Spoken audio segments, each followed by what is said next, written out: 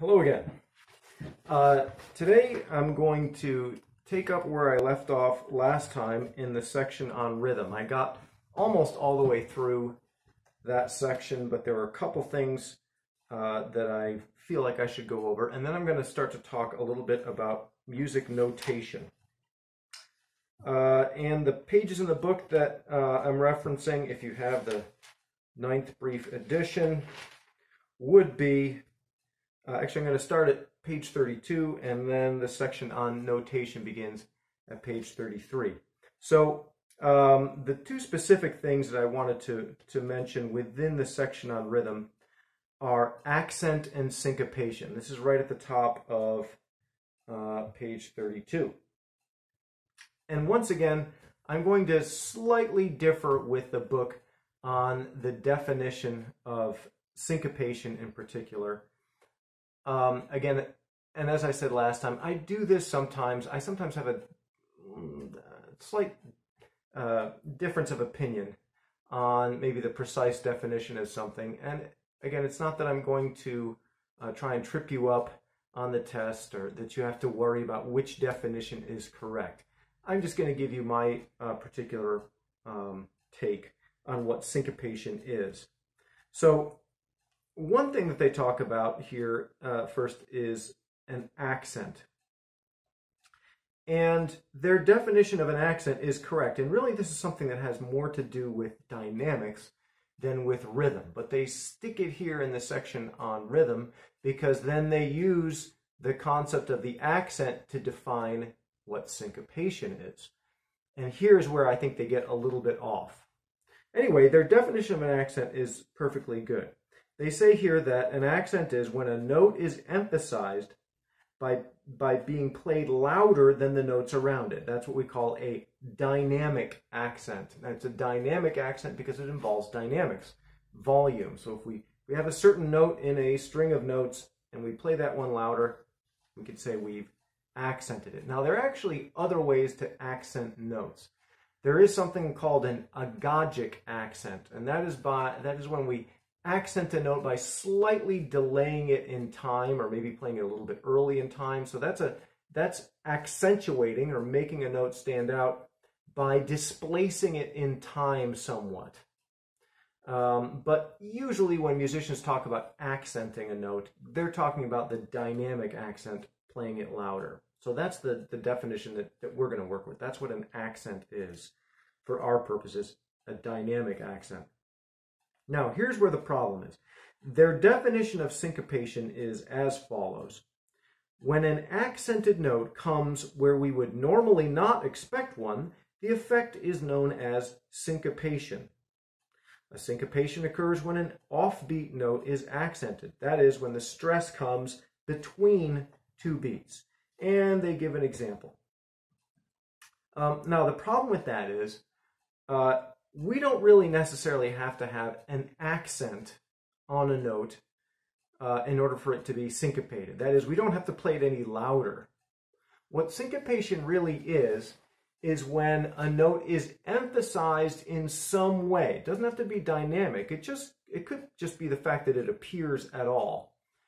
It's when we emphasize not the strong beats or the beats themselves even, but the weak beats or the sub beats.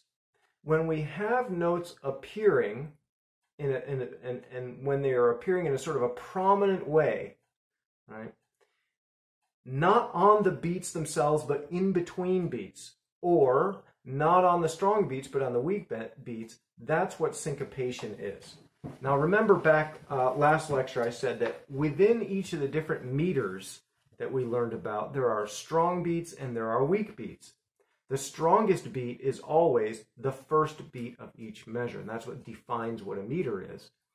And then if we're talking about like quadruple meter, we also have a strong beat on beat 3. Beat 3 is not as strong as beat 1, but it does count as a strong beat. So in duple meters, we just have 2 beats, a strong and a weak. We have 2 beats per measure, and that's what duple meter is. Triple meter, we've got a strong beat and then 2 weak beats. In quadruple meter, we've got strongest, weak, strong, weak. All right, and of course, the duple, triple, and quadruple meters are by far the most common, so we don't really need to worry about other possibilities for now. What syncopation really is when there is a conflict that is set up, or a tension between the rhythm and the meter. And this is something I talked about a little bit in the context of poetic meters. So remember, I read that sonnet by Shakespeare, which is in a definite meter, iambic pentameter. But the rhythm of how a person would naturally say, or pronounce that poem doesn't correspond really with the meter. So there's a kind of an interesting tension between the meter and the rhythm. And we find this kind of thing in music as well. In fact, we find it all over the place, especially in popular music. Now, it's harder to generalize about classical music because, as we will see, when we start talking about the different eras in music history and how broad that term classical music really is, it's a way overly broad term. It includes everything from chant in the Middle Ages all the way up to very modern music, let's say film scores that were just composed yesterday. There is so much variety within this thing that we label classical music that it's very hard to say, well, classical music is like this. This is a feature of classical music, whereas that is a feature of pop music. It just doesn't work that way because classical music is just far too diverse. There is way, way more variety within classical music than there is within, let's say, pop music, right? Or even, let's say, if we're talking, what do you mean by pop? I mean rock, country, hip-hop, whatever. It's actually much, much more alike. And those different genres are much, much more alike, partly because they just haven't had the history, than the different subgenres of what we call classical music. So it's hard to make generalizations about classical music. But having said all that, in quote-unquote classical music, you find some music that is not overly syncopated, and then other music that is. But in popular music, it is part of the style to have intense and constant syncopation. And that's one of the reasons why in popular music, you always have to have the drum set pounding out the beat, because you need that meter and that beat to be kind of put in your face in order for the syncopation, which is always going on, to make sense. Right? Okay, I'm getting a little bit ahead of myself, so let me give you an example of what syncopation is. The example that the book gives is the song "Give My Regards to Broadway." And in that example, I don't know if you're familiar with this song. I think they could have chosen a better example, but the chorus of that song, "Give My Regards to Broadway." Okay, I could tap out the beat, and it's in quadruple meter, like, here's the beat. And if I sing the melody, "Give my regards to Broadway," okay, I'm going to tap out that rhythm in my right hand, okay? Okay, "Give my regards to Broadway." And I know you can't see my hands, but you can hear that the "my," "give my," that word "my," that syllable, does not coincide with the beat. It comes in between beats. We could say it comes on the "and" of beat 1. And then the word, or the syllable "re" in "regards" also does not coincide on a beat. It comes in between beats 2 and 3. It comes on the "and" of 2. And that means that the rhythm is not exactly corresponding with the meter. In other words, the notes that are emphasized, or the syllables that are emphasized in the meter, do not always line up with the strong beats. Right? That's what syncopation is. Here's maybe a better example, maybe a more familiar song, although still very old, at least for you, not as much for me. The chorus of the Beatles' "Sgt. Pepper." which goes like this. Here's the beat. We're Sergeant Pepper's Lonely Hearts Club Band. Okay, now there it's pretty obvious that Hearts Club Band, all of those syllables come off the beat, and there's really nothing happening on the beat, except, let's say, the drum set pounding out the beat for you. That's why we need the drum set pounding on that beat, because if we emphasize too many notes off beats or in between beats, we might start to get confused about where the beat is, because we keep emphasizing notes that are in between beats or on weak beats. So we need something in the background to make it clear to us where the beat is, and that's the function of the drum set. Okay? We're Sergeant Pepper's Lonely Hearts Club Band. Now notice the first part of that chorus is not syncopated. The syllables that are being sung pretty much line up with the beat, right? We're Sergeant Pepper's Lonely Hearts Club Band. But the Hearts Club Band, you can tell, is not with the beat. That's syncopated.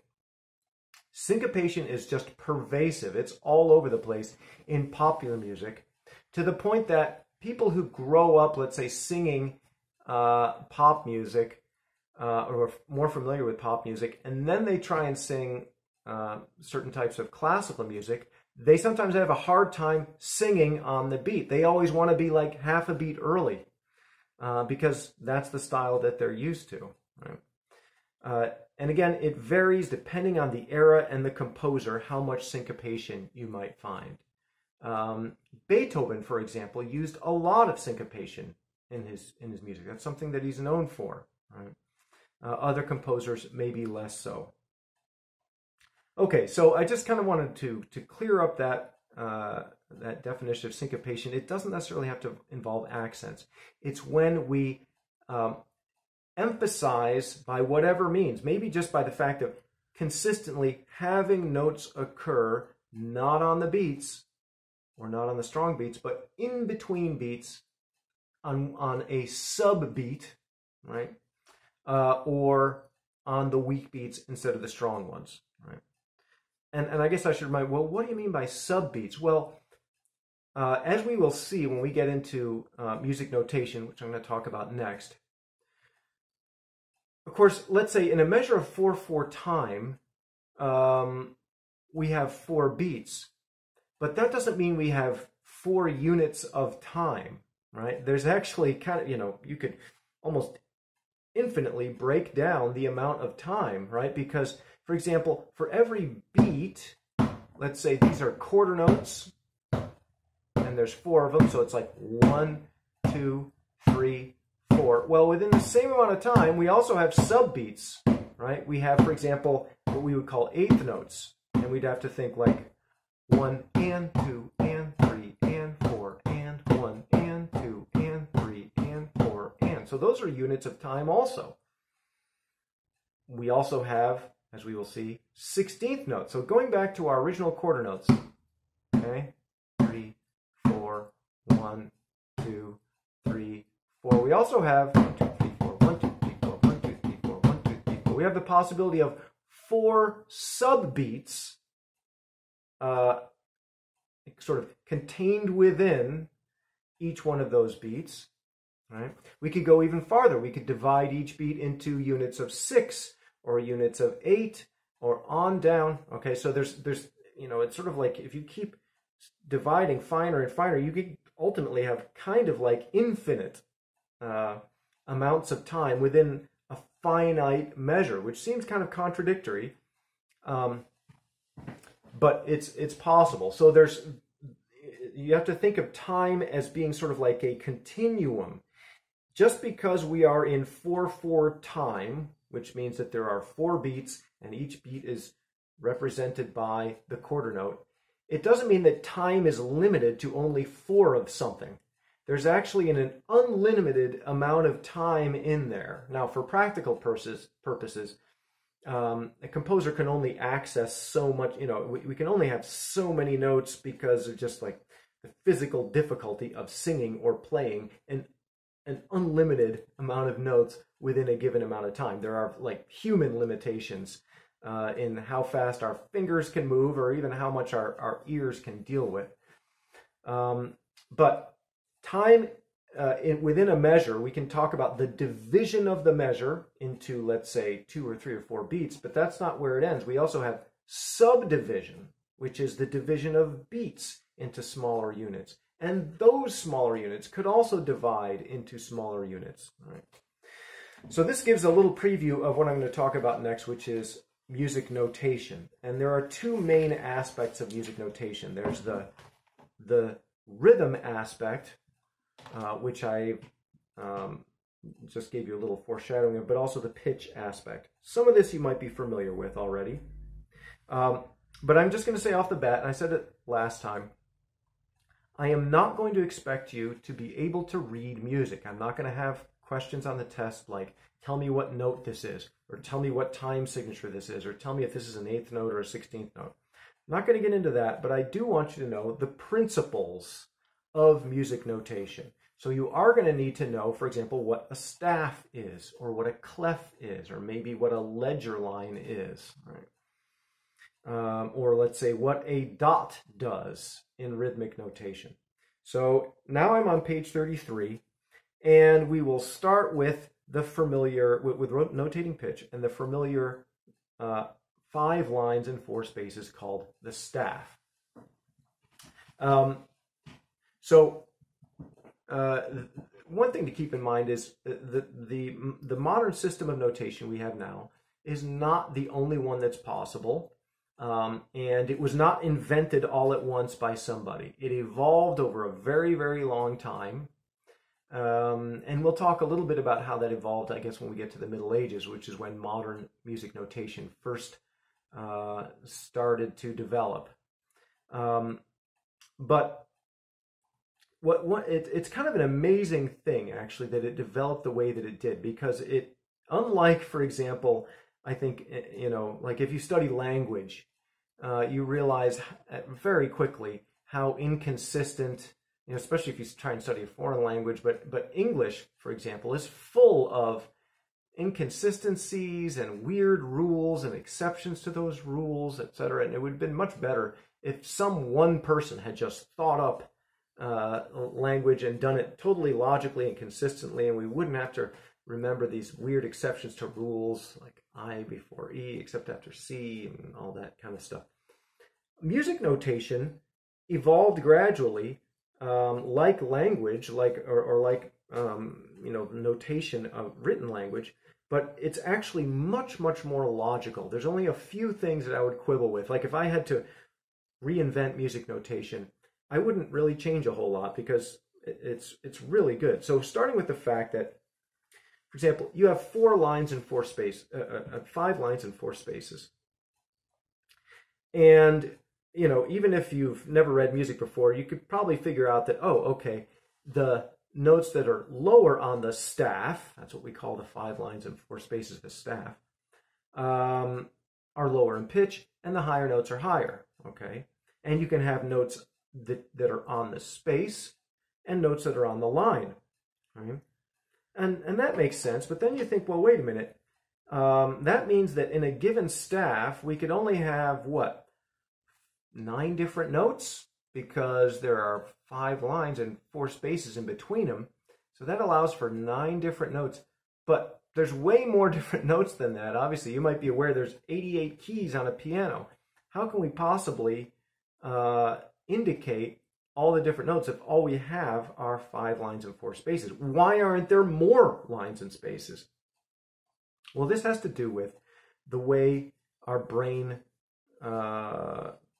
perceives and takes in information. There's this famous rule called the rule of 5. We have a hard time processing at a glance more than 5 of units that we need to, let's say, count. So, for example, the famous hash marks. If you find yourself in prison and you're making, or in quarantine, and you're making those hash marks on the wall, what do? You make a mark. Next day you make another mark. Next day you make, and when you get to 5, you make a slash through your group of 4, and that becomes a unit of 5, and then you start over again. You don't just keep making marks.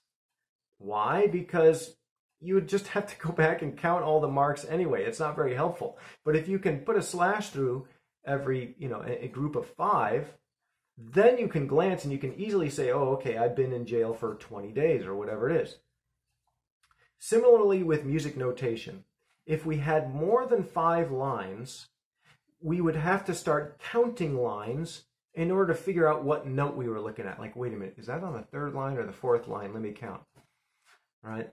And that would be very bad because it would make it very difficult to read music fluently. And here's an important thing about reading music. Reading music, unlike reading language, has to be done kind of like in real time at a certain tempo, right?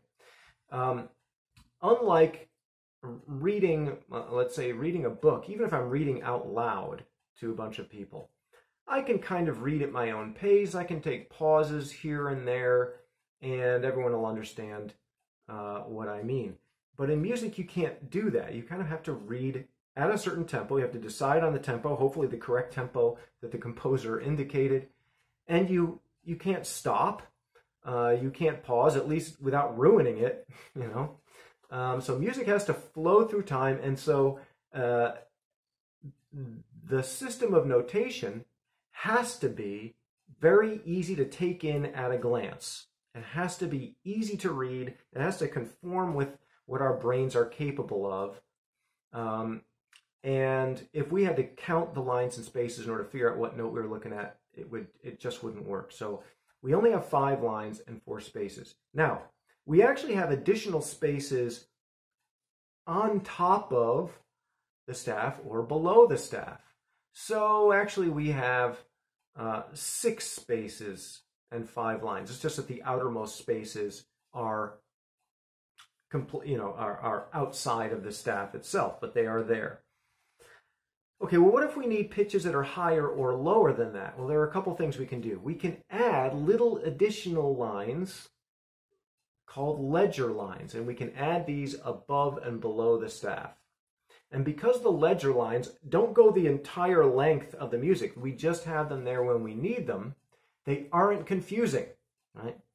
For example, if I'm in Treble Clef, and I'll get to talk about the clefs in a minute, and I see that I've got a note that is 1 ledger line above the staff. I know in an instant that's A, right? I don't need to think about it. If it's 2 ledger lines above the staff, it's C. And then, of course, those ledger lines have spaces in between them as well.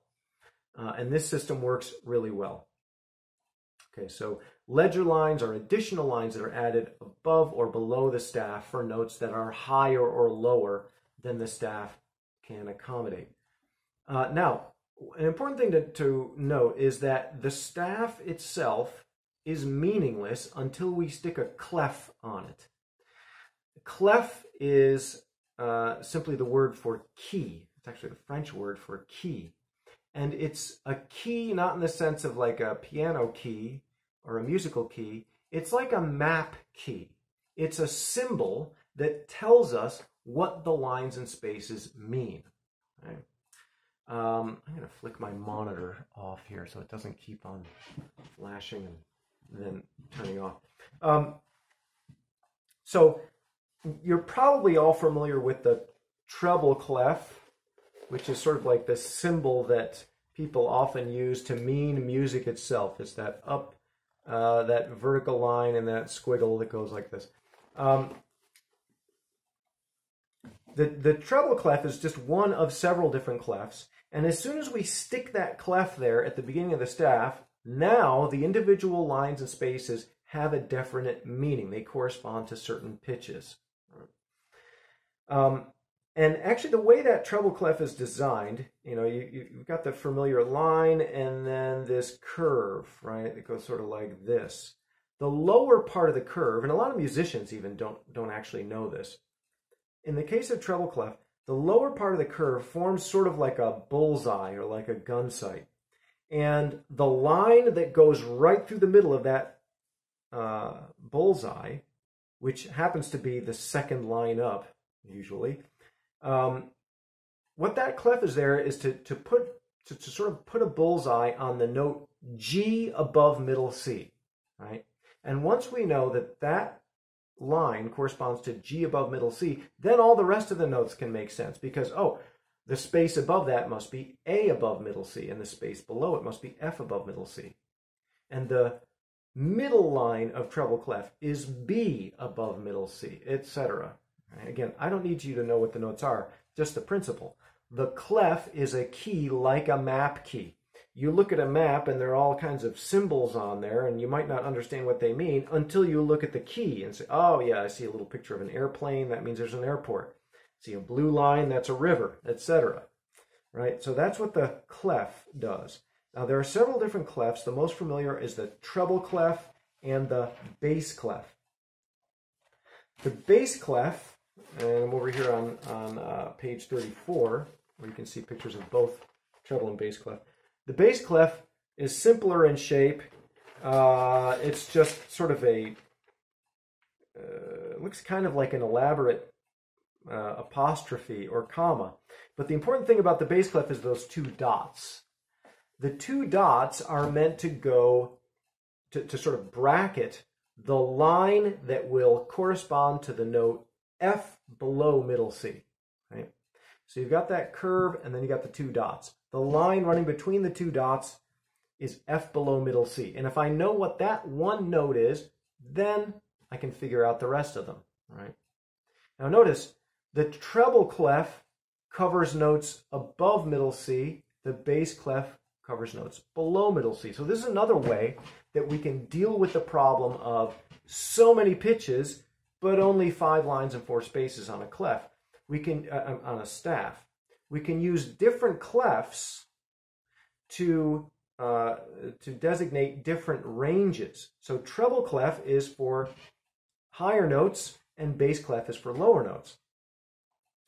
If you're playing, depending on what kind of instrument you're playing, you might be just looking at one clef at a time because your instrument is limited in range. So if you're playing the flute or the alto saxophone or the clarinet, you're probably going to be looking at treble clef because that corresponds to the pitch range of your instrument.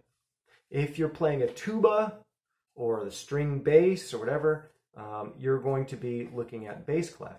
If you are playing an instrument like the piano, which has a very large range, you've got to look at 2 staffs with 2 different clefs, one for each hand. And on the piano, usually it's the right hand playing the higher notes, the left hand playing the lower notes. So if I'm reading some piano music, I have to read different stuff for both hands simultaneously. Sometimes my right hand will cross over my left, or my left hand will cross over my right. So suddenly the left hand might be in treble clef, or the right hand might be in bass clef. I might be playing with both my hands up in the high register of the piano, in which case both hands would have treble clef. Or I might be playing with both hands in the lower range, in which case both staffs will have bass clef. If you're playing the organ, you have to read 3 different staffs simultaneously, one for each hand, and then another one in bass clef for your feet. Right? If you are conducting an orchestra, you have to read many, many, many staffs. You have to read everybody's music in the orchestra all at once. Right? And I think later on in this unit they have a full orchestral score. And it takes like an entire page of a full orchestral score to get through like one line of music because you're looking at everybody's music all at once. Okay, so that pretty much covers pitch except for sharps and flats. If I have, let's say, in treble clef, the middle line corresponds to the note B. Okay, but if I put a little flat in front of it, now it's B flat. And if I put a sharp in front of it, that would be B sharp. All of the different pitches, let's say on the piano, all the different keys actually have more than one name. And unfortunately, it's often confusing. why this should be so. Like, shouldn't there just be one name for this note? You know, C. Well, unfortunately, depending on the context, I mean, and it's complex. I don't want to get too much into like music theory stuff that's beyond the scope of this class. But let's back up a bit. All of the white keys on the piano are usually called by just one name, okay? And of course, we know which ones they are because of their relationship to the black keys, okay? If you look at a piano keyboard, now imagine that instead of that familiar pattern of 2s and 3s, there was a black key in between every single white key, right? It would be instantly very difficult to tell which keys are which because the pattern would be too consistent. In other words, you look at it and there's no way to differentiate and to tell, well, which note is which. But let's just take good old middle C. Now, every C on the piano is a white key that is just to the left of a group of black keys. Every D on the piano is the white key that is in between two black keys. Right? And this is how we learn the notes of the piano, by the relationship to the black keys, because of this distinctive pattern of 3 and 2 and 3 and 2 that repeats every octave. Now, all of the black keys have two different names, right? They are either something sharp or something flat. So, for example, let's take this note that is the middle key in the group of 3. That note can either be called G sharp or A flat. It can be notated two different ways. Why not just one way? Well, it's complicated. It has to do with the context of what key you're in, right? For example, and I can demonstrate this a little bit. If I have a chord that has a G in it, like C, E, G, right?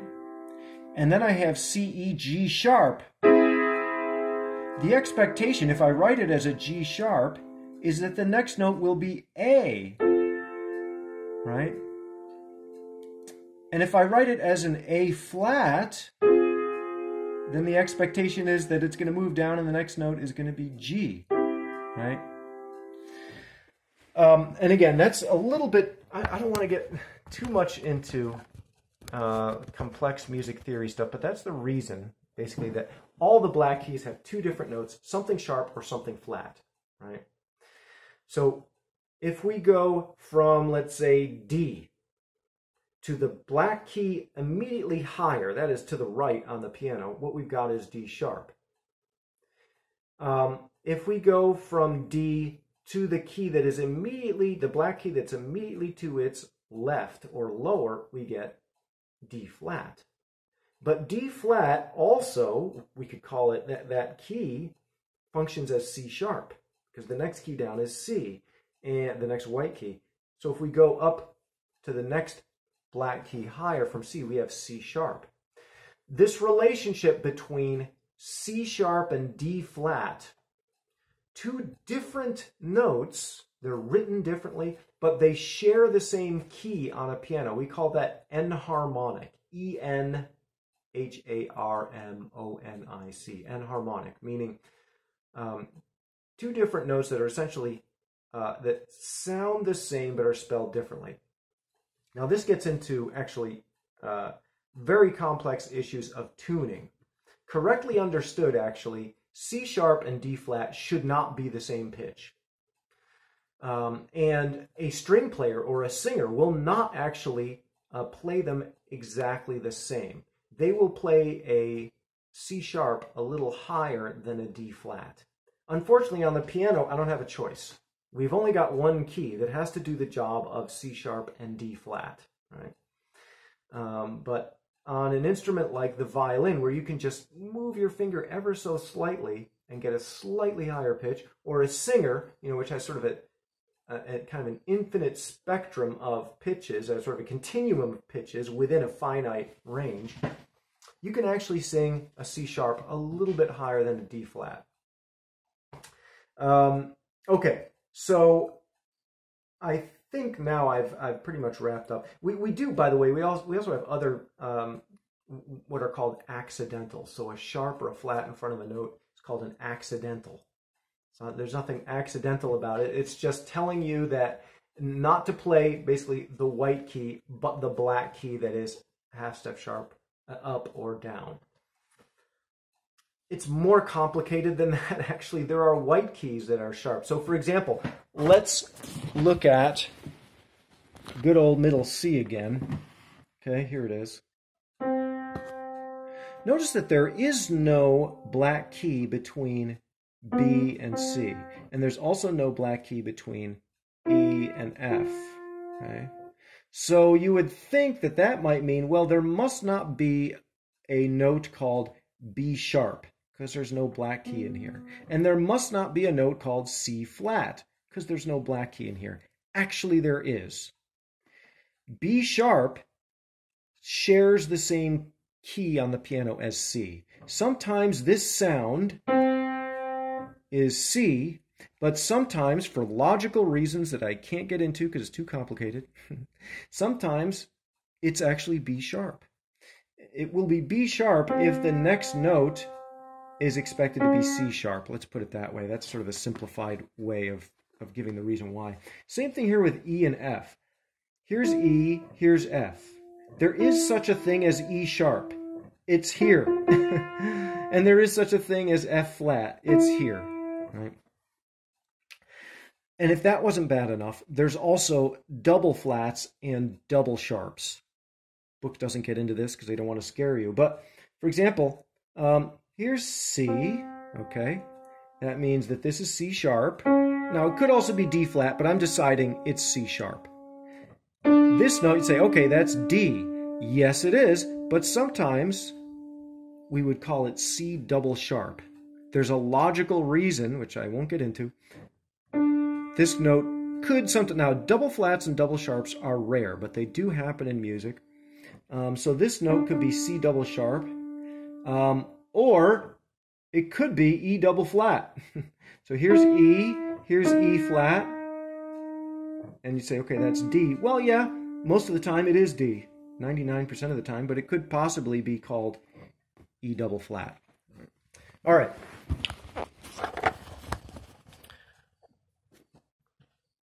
Next we have notating rhythm. Notating rhythm is done by a process of basically taking large units and breaking them down into smaller units. It's kind of similar to money, actually, right? Like you could have a dollar bill, and that bill is worth, whatever you can get for $1. You could have two 50-cent pieces, and you've got the equivalent of that dollar bill. Or you could have a 50-cent piece and 2 quarters. Still adds up to $1. You could have a 50-cent piece, a quarter, 2 nickels, a dime, and 5 pennies, right? And it would still add up to $1, right? So kind of similar in music. So we have a basic unit, and again, some of this is different depending on what time signature you're in, what meter you're in. But let's take the most common meter, which is 4/4 time. Remember what 4/4 time means is we have 4 beats per measure, and the unit of the beat, that is the thing that we would tap our foot to if we were listening to the piece of music, would be a quarter note. Right? In a full measure of 4/4 time, we have to have 4 beats. We could fill those 4 beats worth of time with notes, with rests, with lots of shorter notes or a few longer notes, whatever, but it's got to add up to 4 beats worth of sound or silence that is accounted for, right? If we decide to have one note that is sustained throughout all those 4 beats, we call that a whole note. It takes up the whole measure. And as you can see in this little diagram in your book, the whole note looks kind of like a squashed circle, right? Or an oval on its side, right? So that's like your whole dollar. And then you have the possibility of breaking that whole note down into 2 half notes, right? half note lasts for 2 beats in 4/4 time, or actually it lasts for 2 beats in any time signature, but and it looks just like a whole note, but it has a stem on it. That stem, by the way, they show it going up. It sometimes goes down.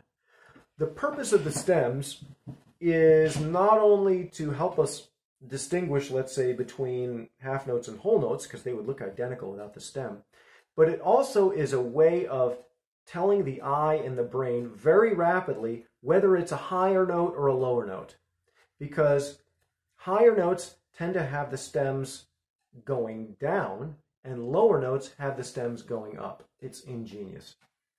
And that's the reason we sometimes have stems going up and sometimes going down. It's so that you can see at a glance whether it's a, generally speaking, a lower note or a higher one.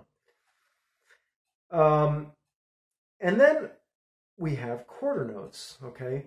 Quarter notes look like half notes, but the circle has been filled in, so it's black, right?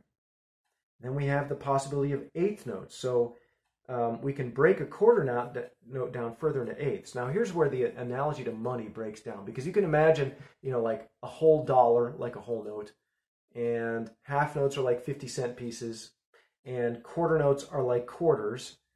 But we don't have a coin for 12.5 cents. But we have eighth notes in music, and eighth notes each last for an eighth of a beat. And they look like quarter notes, except they have a little flag on them. Now, if we have a bunch of eighth notes in a row, instead of putting little individual flags on them, we put a beam across them, right?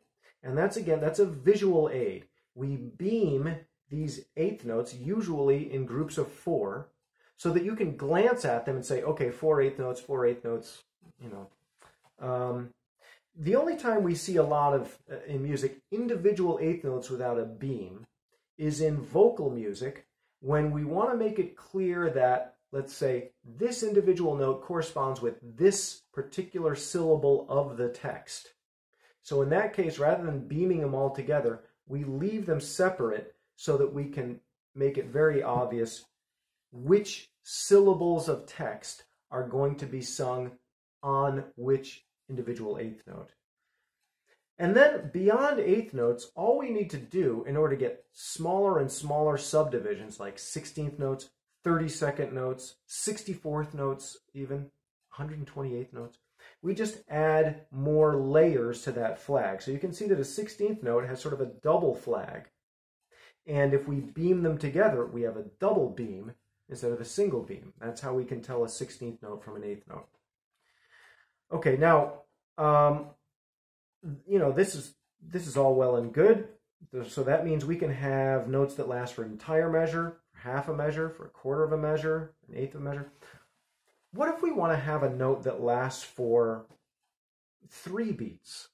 Or what if we want to have a note that lasts for 1.5 beats or 3/4 of a beat? How can we do that? Well, there's 2 ways to do this. We can either tie together smaller note values. So for example, if we put this thing called a tie, it's just a curvy line that binds together, let's say, a half note and a quarter note. Since the half note lasts for 2 beats and the quarter note lasts for 1 beat, if we bind them together, we end up with a note that lasts for 3 beats. Right? We simply, we don't repronounce the quarter note. We simply hold that half note for an extra quarter's worth of time. That's basically what the tie is telling you, right? We could do the same thing with any other time value. We can tie longer and shorter or time values together to create in-between time values. Another very handy device is the use of a dot. If we place a dot after a note, what it does is it increases the duration of that note or that rest, because all this is true for rests as well. It increases the duration of a note or a rest by 50%. So, for example, a dotted half note. Well, the half note lasts for 2 beats, and the dot tells us to add 50%. 50% of 2 is 1. And if we add 1 to 2, we get 3. So we get a note that lasts for 3 beats. If we put a dot after a quarter note, well, let's see, 50% of 1, which is what a quarter note is, it's 1 beat long. 50% of 1 is 0.5. And so a dotted quarter note lasts for 1.5 beats. A dotted eighth note lasts for 3/4 of a beat. Right? You get the idea. We might also occasionally, notice how this breakdown, it's always in halves, right? So a whole note breaks down in half to 2 half notes. Each one of those half notes can break down in half to 2 quarter notes, etc. Each one of those quarter notes can break down in half to 2 eighth notes. It's possible also to have note values that break down into threes. So this is the difference between simple meter and compound meter. And the book doesn't really get into this, but it is possible to have certain meters where you still have, let's say, 2 beats in a measure, or 3 beats in a measure, or 4 beats in a measure, but the individual note values don't break down into 2 of something. They break down into 3. That's what we call a compound meter. Probably the most compound meter is 6/8. And people often misunderstand 6/8 because they think, well, that means that there's 6 beats in a measure and the beat is represented by the eighth note. So we have 6 eighth notes worth of time. Kind of. The problem is in 6/8, you don't really have 6 beats. You have 6 eighth notes, but the eighth note does not represent the beat. In other words, if you're listening to a piece of music in 6/8, you should not be tapping your foot 6 times in every measure. You should be tapping your foot twice. 6/8 is a duple meter. There's 2 beats per measure in 6/8. But the thing is, each one of those beats breaks down into 3 sub-beats. Right? So it's 1, 2, 3, 2, 2, 3, 1, 2, 3, 2, 2, 3, 1, 2, 3, 2, 2, 3, 1, 2, 3, 2, 2, 3, 1, 2, 1, 2. The difference between 6/8, for example, and 2/4 would be this. In 2/4, you've got a duple meter, but the subbeat is like this: 1 and 2 and 1 and 2 and you would have 4 eighth notes, like 1, 2, 3, 4, 1, 2, 3, 4. Okay, I can keep that same duple, but change it to compound duple, which is like 6/8 is an example of a compound duple meter. And now instead of 1 and 2 and 1 and 2 and, it's 1, 2, 3, 2, 2, 3, 1, 2, 3, 2, 2, 3, 1, 2, 3, 2, 2, 3. Right? Because the notes themselves kind of naturally fracture into thirds rather than into halves. Right? Now, they also talk about triplets. I'm not sure if they talk about duplets, but what if I'm in a meter like 2/4 where the notes naturally break down into halves, but I feel like I want to, at some point break it down into thirds just in one place, right? Do I have the option of doing that? Yes, you do. You create something called a triplet. You've got to write a little 3 in there to indicate like, hey, I'm making an exception. I'm going to divide this beat into 3 just this one time instead of into 2. And when that happens, you get something like this. So here I am in 2/4 time, and normally it's like 1 and 2 and 1 and 2 and. But now I'm going to insert a triplet in there. It's going to be like this: 1 and 2 and 1, 2, 3, 2 and 1 and 2 and 1, 2, 3, 2 and. Right? So using this system, you can have a great deal of flexibility. You can notate pretty much any rhythmic pattern you want to. Right? It's very versatile.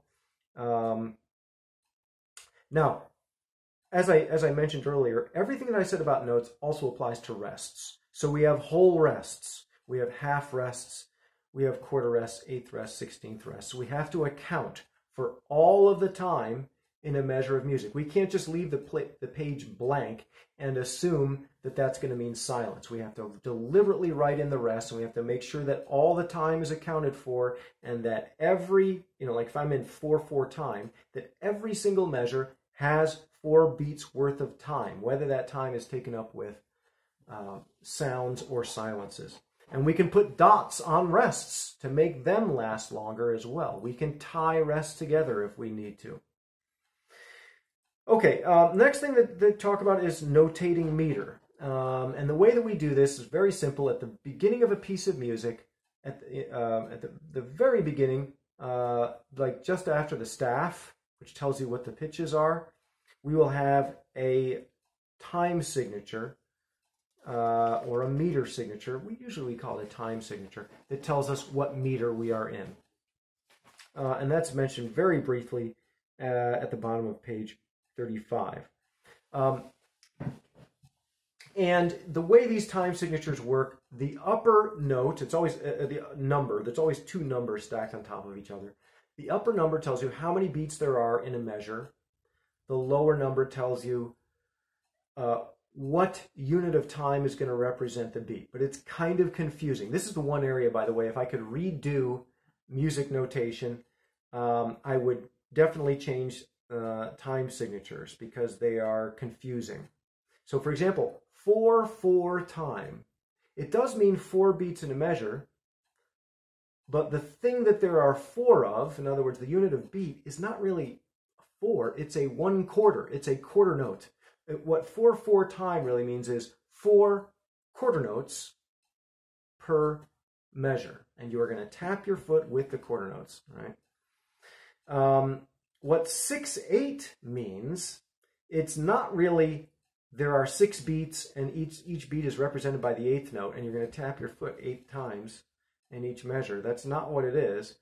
It's really there are 2 beats and the unit of beat is represented by the dotted quarter note because the dotted quarter note is the thing that breaks down into 3/8 notes. And if we have 2 of those, 2 dotted quarter notes, and they each break down to 3/8 notes, we have a total of 6/8 notes. So we do have 6/8 notes worth of time in the measure, but the meter signature is confusing because it doesn't really give us the right information. 6/8, again, is a duple meter. There's 2 beats. It just so happens that the beats break down into 3s.